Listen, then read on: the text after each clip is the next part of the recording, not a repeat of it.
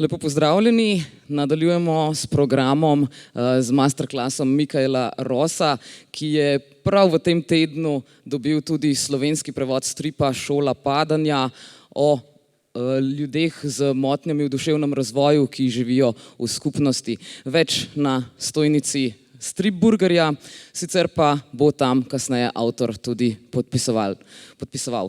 So let's welcome to the stage Mikael Ross. Thank you very much for being here. He just got a Slovene translation of Comix School of Falling. I don't know the exact English. Okay, that's called in English as well.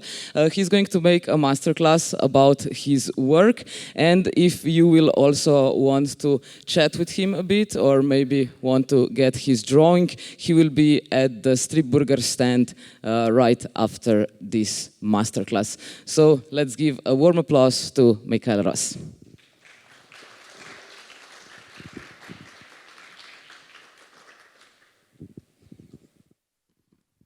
So, thank you very much. I have to, as a precursor here, I have to say like the last 9 months I only spent drawing little rectangles and filling them out, which is what comic artists do, so I'm a bit nervous and you might want to excuse that.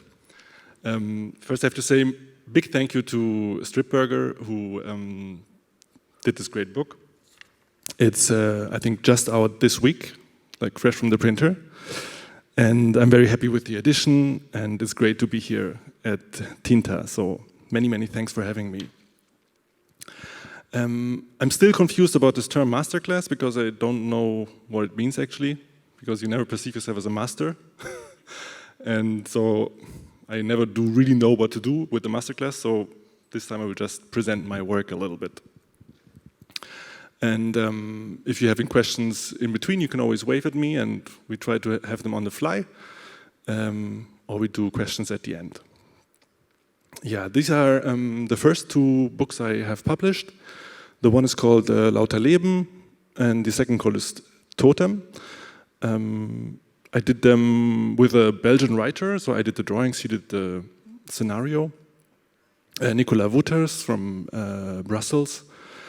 And yeah, that's how Lauter Leben looks from the inside. It's done in watercolor, which I couldn't do anymore now, I think. And it's the story of 2 friends that are very different in character, and they meet at several crossroads of their life again. And the one is going downwards and the other going like upwards, and they exchange themselves. The second book, Totem, is like actually a personal story from Nicolas, who was, as many Belgians are, I think he was 10 years at the Boy Scouts, which in Belgium is like every second kid goes to the Boy Scouts. When I was living there, I always wondered who were these dirty kids every weekend at the train station that are completely covered in mud. And then only later I realized, that's Boy Scouts. So Nico wanted to tell something about this experience of being at the Boy Scouts, how it felt, and he also lost his brother in the same time, and how these 2 worlds and these 2 events kind of intermingled. And yeah, that was Totem. And after Totem, I was completely clueless because I didn't want to do a 3rd book with another writer. I wanted to do something on my own, writing something on my own. I felt finally that I have the confidence to do something, but I didn't know what. So I started asking around. I asked my publisher, hey, do you know anything, what I could do? Do you have an idea? And he gave me a telephone number and said, like, yeah, call there. Like, it might be something for you. I called there and it turned out to be like a little place in Niedersachsen, which is a bit in the northwest of Germany, in the countryside. And it's an institution where people with a mental disability can live, and it's about 800 people there. and another 1,000 people who work there as caregivers or cooks, like all kinds of people work there. And they were having their 150th birthday of this institution, and they wanted to have a comic book. So that's basically the backstory of this book. And the story, I will not spoil the book, I will just tell the start, okay? So no spoilers. The story starts with Noel, who lives with his mother still, and he discovers one night that she had a stroke. And he kind of has to cope with this new situation, which he never had, because until this moment he was completely living with his mother, and he didn't have to make decisions or decide on his own life or what to do until that moment. And from the moment on, this changes completely, and he has to go his own way, like on the fly. So first thing he has to do is how to get a doctor to the flat, because something is clearly not right. He managed that somehow with some difficulties. And yeah, the mother is brought to the hospital, and they found out that she had a stroke. And as a person with a mental disability, one of the biggest differences, I think, is your legal status. Like, you cannot basically make your own decisions. It's either your family that decides for you, or it's the state. So in this moment where the mother loses this role, the state comes in and makes decisions for you. I don't know what's the English term for this. I think it's your legal ward. So Noel gets under the hood of a legal ward by the state. And that's how he ends up in Neukerode. So that's basically the setup of the story.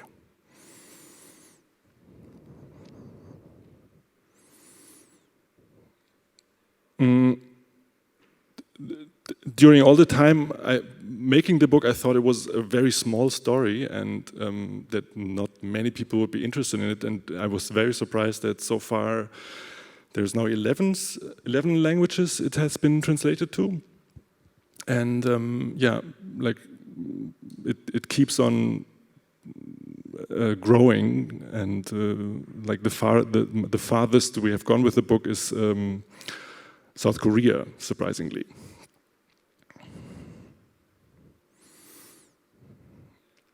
That's how it looks in Neukerode. That was my first impression. Like, it's very much on the countryside. Like, the biggest city here is Braunschweig, where I don't know if you know VW. That's all like VW car. Wolfsburg, Braunschweig, like very VW dominated, and Neukerode is just here, like a tiny village. And here on the left you see how it looks when there is a Dorffest. Then everybody's out and about. And on the right you see how it looked when it was founded. It was a foundation by a rich woman from Braunschweig and a priest. And in the industrialization, they noticed that a lot of families were moving to the city from the countryside in this area, and they left their kids with disability behind, because they left them with the grandparents and just abandoned them often. And they thought, like, we have to do something about this. We have to create a place for that. So they bought this old village and transformed it into a place where people with disability have a home and could work and could live. So it's really, at the base of it, it's really this very benevolent idea, and like also a great sensitivity for the countryside also. In the summer it's very green. That's how it looks from above.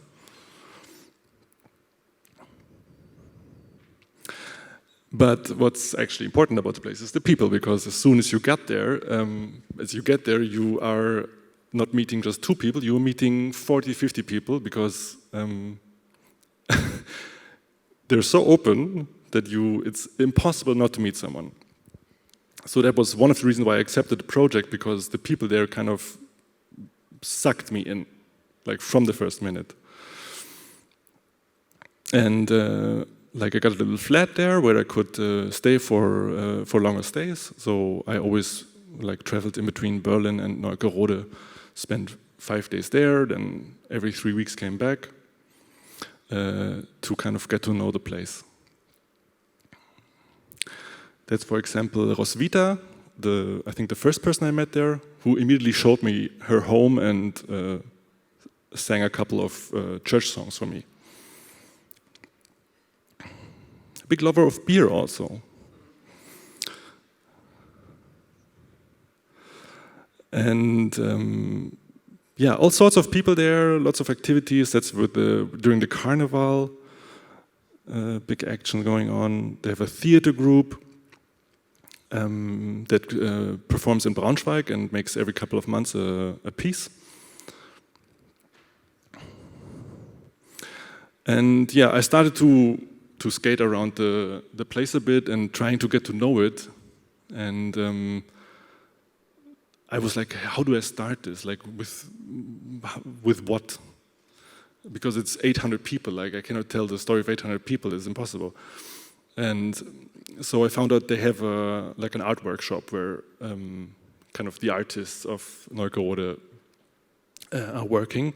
And as with artists, it is often like when you find other artists, we kind of click very fast because it's the same thinking, the same brain somehow. And so I most of the time I stayed there, and that's some artworks from it's called the Villa Louise. And I started to sketch. I didn't make a lot of photos, but I mostly sketched and kind of collected the stories that people told me. And one of the stories that kind of was the first glimpse where I thought like, hey, I could actually, this could be the main character, was a young man. It's not him, but this young man who told me at one evening at the disco where they play only German folk music, told me the story how he came to Neukerode, and he told me the story that his father fell down the stairs and had to go to the hospital and didn't recover. And from this basic promise of the book, that premise for the book, that your life changes in 1 second. Like he gave me this idea to use this as a basic motor of the story. Like one moment your life is fine, your life is cared about by your father.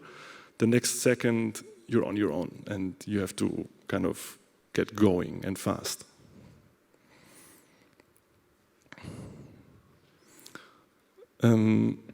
So here's one of the, like on the upper right, you see one sketch that was that came from meeting this young man, where I first started like, yeah, this could be also the character design for the main character. It is a fictional book. It's not a documentary because of the manifoldness of stories.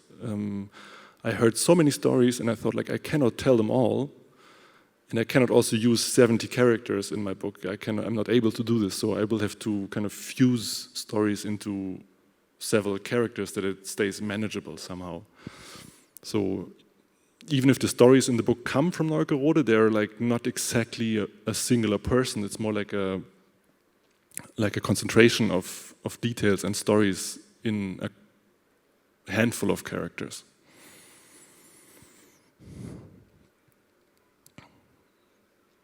Yeah, that's some more character design.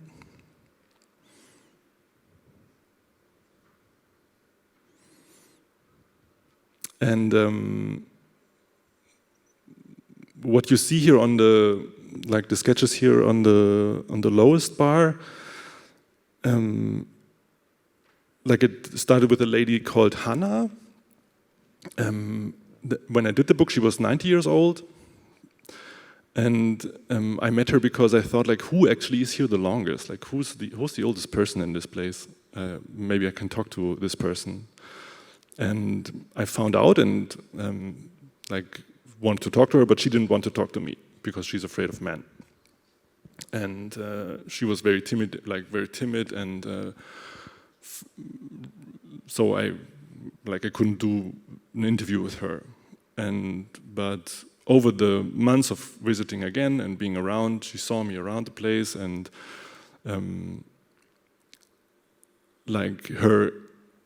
her prime caregiver told me that she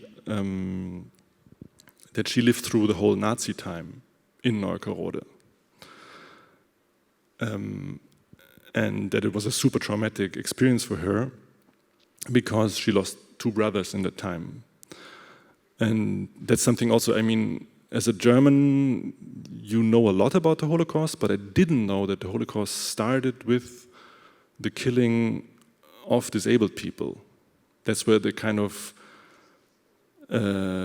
developed, for example, this concept of a gas chamber. And so they really started with the most vulnerable people of the society.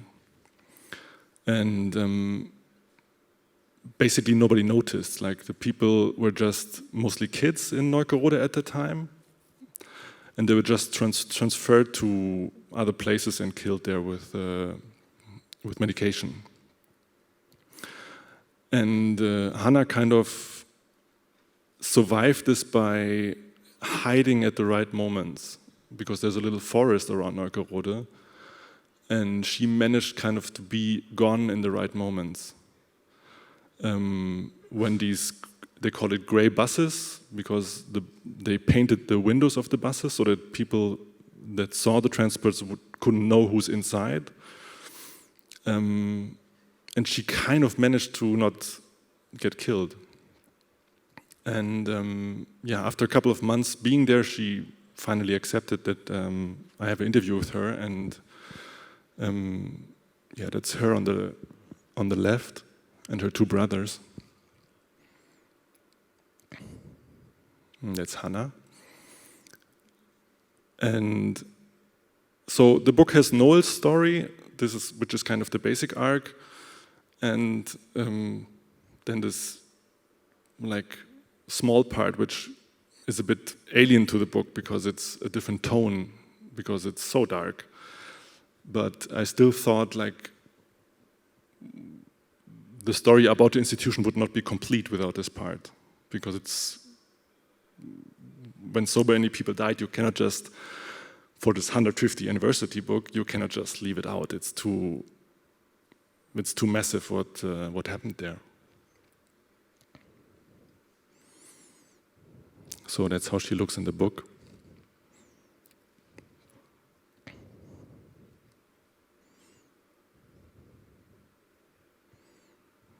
It's her brother Erwin.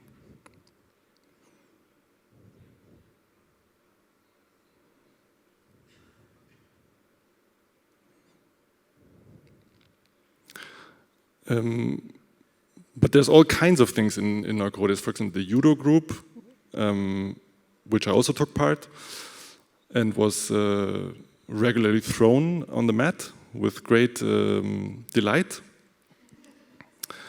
So I also included that in the book. Noel becomes part of this group.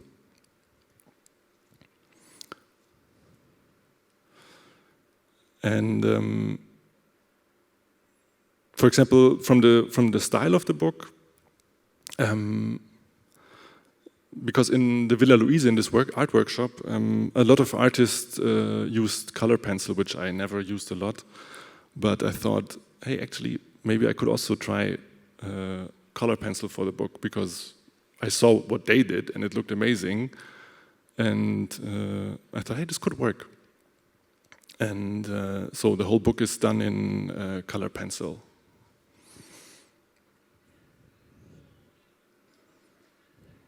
this is a bit the work progress.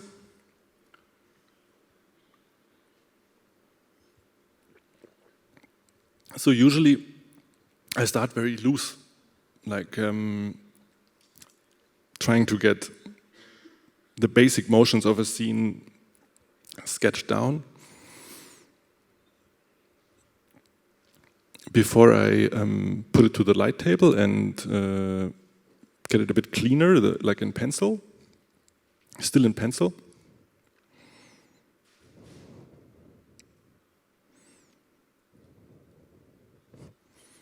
That's like the finished page. How am I time-wise? I think I'm okay. I'm a bit rushing through here. Is there questions so far?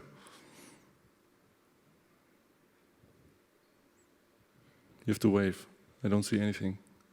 Okay. Yeah, then I go again on the light table with the color pencils. And the biggest problem is with color pencils, like there's only a limited amount of time your hands can take it. So the whole book was the final drawings of the pages was about a year of work, and it was always like a bargain. Like, can you do this? Are your hands working still? Because with a brush or with a nib pen, you don't need that pressure, and with the color pencil, there's constant pressure. So you have to also choose where to put color and where to leave whites. And that's when I asked a colorist to help me out with so that I don't have to color everything in color pencil, so that we have like a layer of color in the background also, which is done by Photoshop. And that's how it looks when it's put together.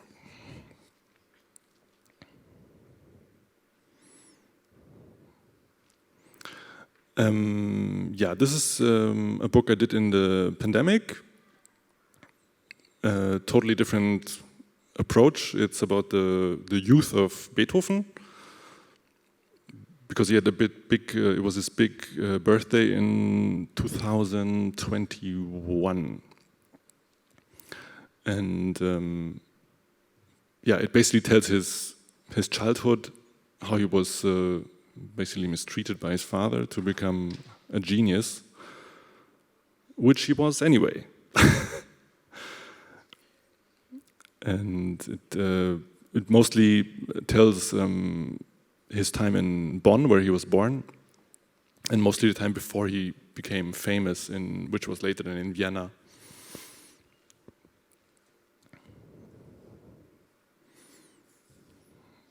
Here the big problem was like how to show, of course, the music in a medium that is not like that doesn't have any audio, and this was the big challenge of the book, how to kind of do justice to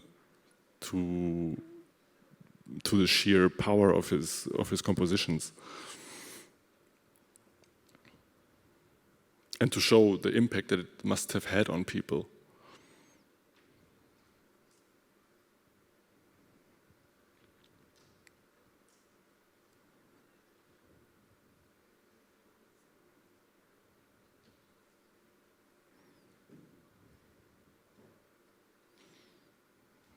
So that was my Beethoven book.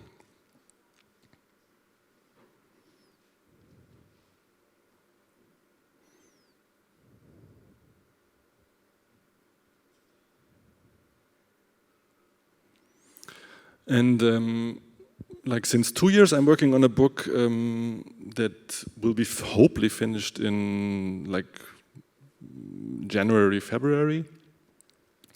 The German title is Der verkehrte Himmel. English title, what is it? We don't have an English title yet. It's The Sky Upside Down, or The Heavens Upside Down. And I work since 5 years in an area of Berlin which is like a very calm residential area. with lots of high rises, and it's very multicultural. And I worked there as a teacher for art classes with in like 4th and 5th grade kids. And I'm doing this since I think 7 years. And I always wanted to kind of tell a story in that place. And surprisingly, this very normal residential area is also a place where like one of the German's largest human trafficking streams passes through. Because the route is, like, for example, people from Vietnam, like mostly minors, boys and girls, get trafficked from Vietnam to Moscow, from Moscow to Poland, and from Poland to Berlin, and then to the UK. At least it was like that before the war started. And you only hear about it when they find like a transporter where like 50 people died suffocated because they didn't have air, and then the transporter is found with the bodies. And I heard about this in a documentary because they could trace the phones of some of the people who died in these transports that they also passed a couple of days before through Berlin. And for me, this didn't go together. Like, how can a place that is looking so normal and so boring have also this other side? And so I started writing a story that connects these two basically unconnected worlds, like of a person that gets trafficked and the person that lives in this quarter, and how they meet and how their paths cross for a brief moment. Yeah, the book's gonna be in black and white with like this duotone shading.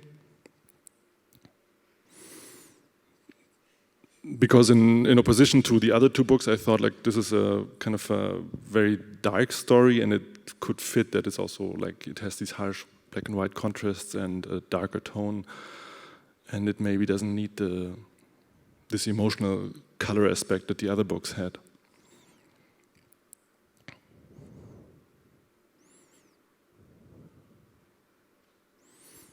Yeah, that's the moment from the beginning when the main character, Hoa Binh, she's from Vietnam, finally manages to get out of the car in which she gets transported.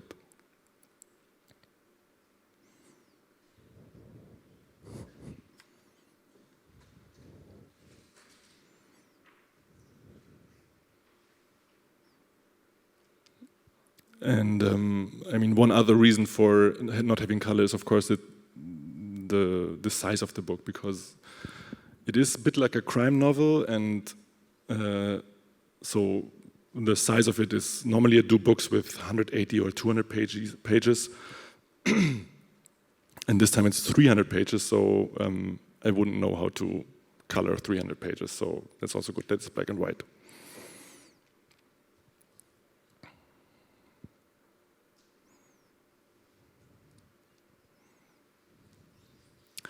So that is basically what I prepared. I rushed a bit through, but we have more time for questions then, if you want. I go with David because I know you. Thank you. Do you have any of your books here with you so we can buy it? Some of the other ones. Šola, padanja is here available, but did you also bring some others? I mean, this here you can get right now here at the stand of Stripburger. Yes. With a personal dedication. The Beethoven book is out in English by Fantagraphics. Mm-hmm. It's also out in French for the Francophones. And this book will be out. We're still in discussions if we get an English publication. Of course, I would love to have also Slovenian publication. I would love that as well. We'll talk more later.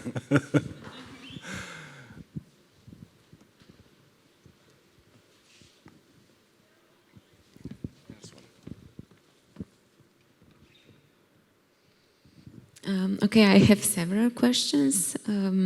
Maybe I can start from the end, where we are now. This last book is made on the computer or also by hand? Like I'm very old school, so I still cannot draw on the computer. It doesn't work for me. I always zoom in and I lose my focus, and then I'm super detailed, and then I zoom out, and it's like I never know where I am. And so what I do is like it's still all very traditional on paper.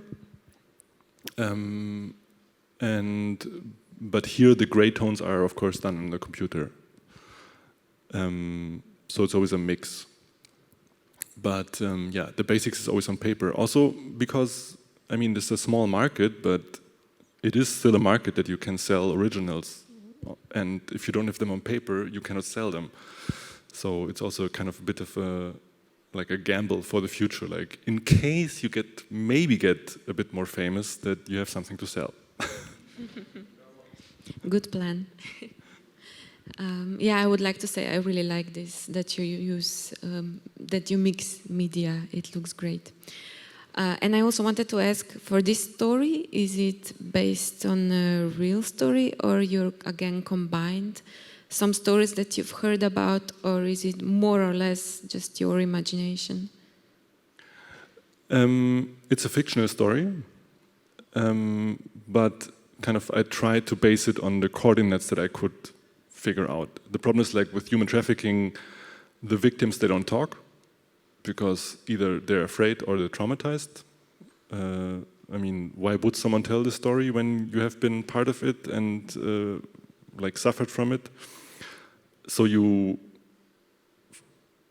might talk to someone and it might work that he tells you the story, but then you cannot publish it and have a book about it. So I thought the best is to find all the data I could find and then make a fictional story so that I'm free in the storytelling and can tell the story without having to keep this thought like I have to protect someone's privacy sphere.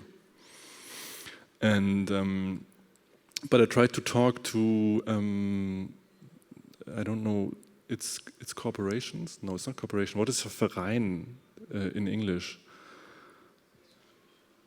Association. Association, that's it. There's several associations in Berlin that help out people that got trafficked, where they can go to, where they can get a flat. And they were quite helpful to me because they told me a lot of details, and they're very open with sharing information and telling me what the problem is and what the different realities also are, because it's very different. I mean, there's from someone who willingly crosses a border to find a job on one extreme to someone who is basically in slavery. So there's all kinds of graduations in this field, and they were very helpful to point out at me like the different realities.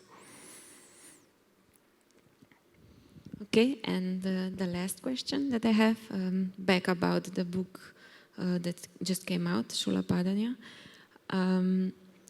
You said that you accepted the project when you met the people and you saw them. So how it was? They invited you to come and see and decide, and they just said, we want a comic, do whatever you like, we will be happy with anything, or would you have to collaborate with them and yeah, make some adjustments for what they wanted? Or yeah.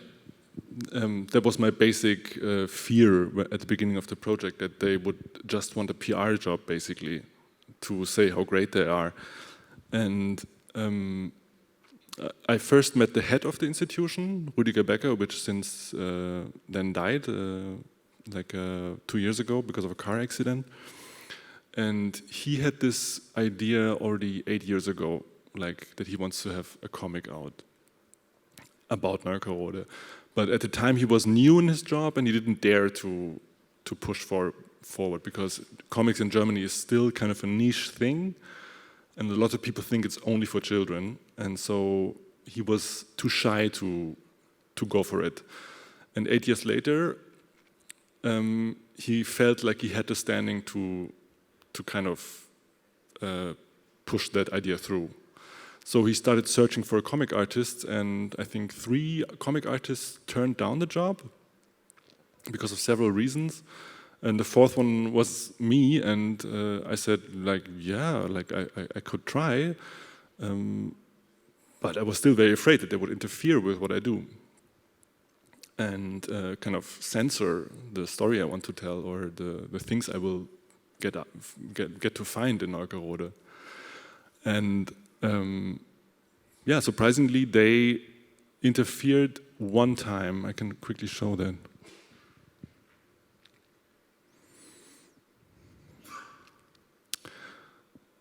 There is this image here on the right. The last strip down on the right, whereas the nuns, because back in this time, it was still the nuns who were doing the care work. And of course, the nuns collaborated with the Nazis. And this nun had a cross here also. And they wanted me to have the cross like blacked out. They didn't see that one. And it was this random one thing that they didn't want to have in the book. So I was like, at every meeting I expected, okay, now it comes. Now they will say like, no, we cannot do this. And it happened like one time.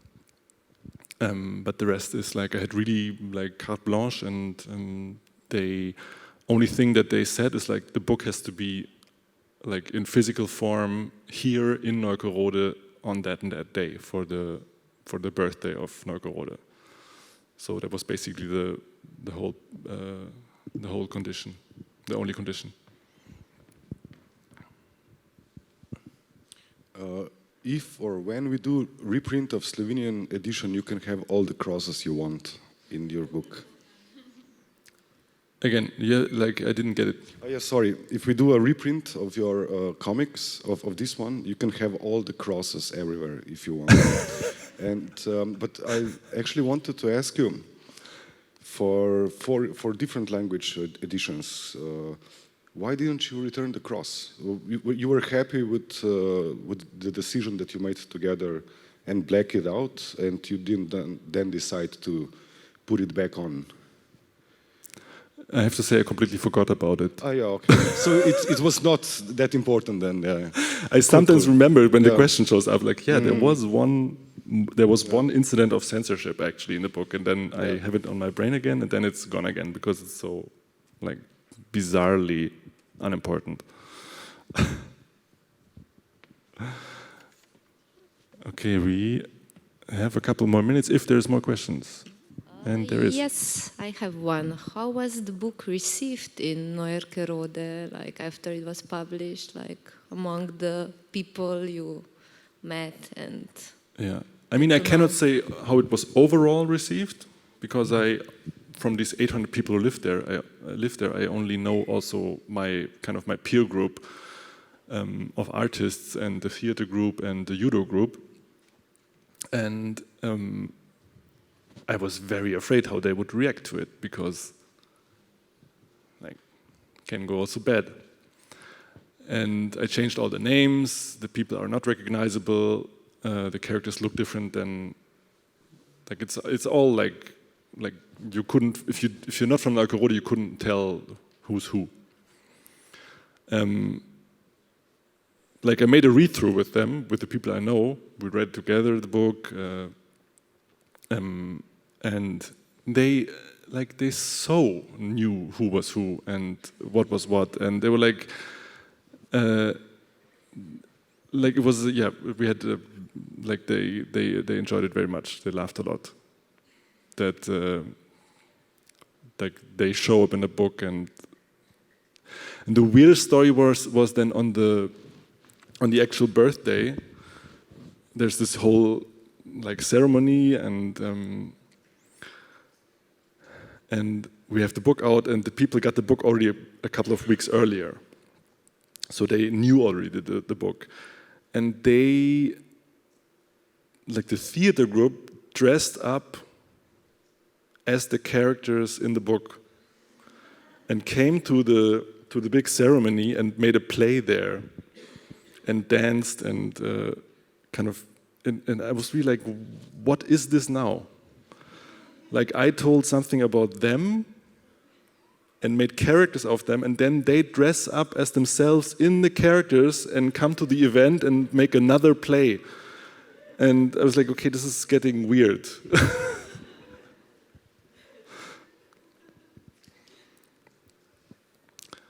I received one message from a lady that lived there in the 50s, and she told me how could I dare to tell a positive story about Neukerode, because she said in the 50s it was just awful, because the institution basically, after so many people were killed there, the institution just continued with the same people. The guy who ordered the murders lived until into the 60s, lived like a village away, and he had never any legal problems, and responsible for I think 300 people, most of them kids, being murdered, and he lived one village away. So she said, sorry, but the image you give is much too positive for what I endured in the 50s, what was still ongoing in this institution. So it's I think that's why it's also important to have this part of the story included in the book.